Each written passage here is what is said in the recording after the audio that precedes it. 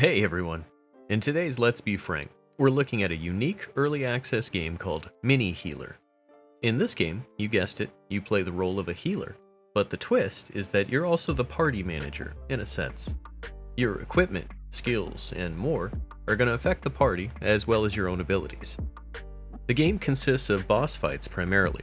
In each of the fights, you need to be aware of a number of possible different things. It's actually extremely fast paced. Each boss, of course, has unique attack patterns, strengths, and weaknesses, as you'd expect, but you also need to deal with big gimmicks that prevent each fight from being straightforward. In certain fights, for example, you may need to be focused on where you're standing at all times, because the boss creates environmental hazards. In other fights, you may need to be more cognizant of targets that you have to quickly switch to in order to prevent something from happening, like your boss getting healed up. While this all might sound straightforward, you're also dealing with the chaos of keeping your whole team alive and juggling controls all the while. This instantly becomes very reminiscent of party healing in an MMO environment, but here, you're on your own. Your party has 3 other AI characters in it, a ranger, a berserker, and a tank, and each are only as valuable as your investments in terms of talent points, masteries, and equipment choices. There are a lot of drops, and very few actual equipment slots to utilize. A big part of this game is grinding these boss fights, and consequently their drops. And what originally seems extremely generous quickly becomes an exercise in filtering, sorting, selling, and micromanaging. Talent points seem to rain down pretty hard though, especially in the early game, and progressing down the 4 different classes available will also make different types of options and skills available. What this game does extremely well is emulate in a single player environment some of that same min-maxing management that you see mostly in MMO games or randomized loot drop games like Diablo. You can set up extremely different party strengths simply by switching to different equipment sets, and these sets can be saved as presets. In the same vein, you can do the exact same thing with talents and talent masteries, which are essentially custom boosts that you choose alongside these talents.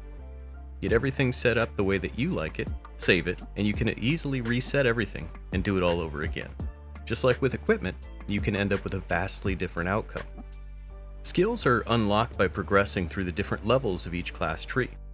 The bigger boom stuff is at the bottom, of course, but you can certainly cross-class and all that good stuff. Progression eventually also allows you to augment individual items as well, so you end up in this cycle of defeating bosses to eventually get a certain quality of a certain drop, and then you can max it out for your perfect armor set. To an extent, this appeals to me, but as a warning, I did feel like it became the focus of the game, at least for me. Most of the game is not really spent fighting, but rather preparing to fight better and better.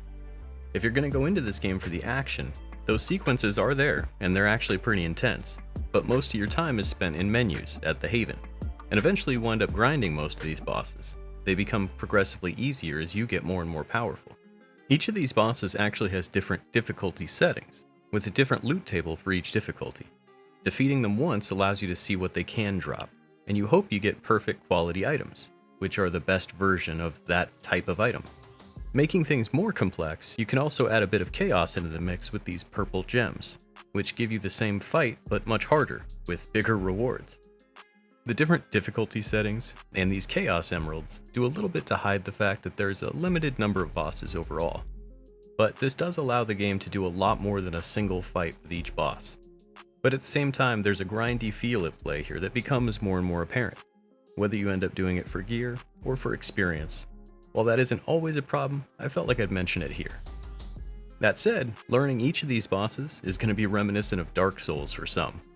Each of them have this gimmick that's likely to kill you the first time around, and you can easily restart battles without penalty, unless you were an insane person and you chose to start in nightmare mode. In fact, the escape key is very powerful in this game, and I'm not really sure if that's intentional. Not only do you have access to reset the fight, but you can also mouse over buffs and debuffs, essentially give yourself a moment to plan during fights where there's a lot going on. This may or may not exist in the final version, but for now, it's been very helpful. For a game that's only asking $7.99 and goes on sale quite a bit, I'm not upset at all to have this in the library. It's a great reproduction of a classic healer experience in some ways, with some liberties taken to make this whole thing really unique. So many games are attempts to innovate on others, and I always enjoy it when someone really takes a gamble, and I hope this pays off for them. So, what do you guys think? Are you looking to reproduce an MMO experience without being bothered by people? Let me know in the comments. Hopefully you guys have enjoyed this little look at Mini Healer. I do appreciate your time here with me today, and as always, thanks for watching.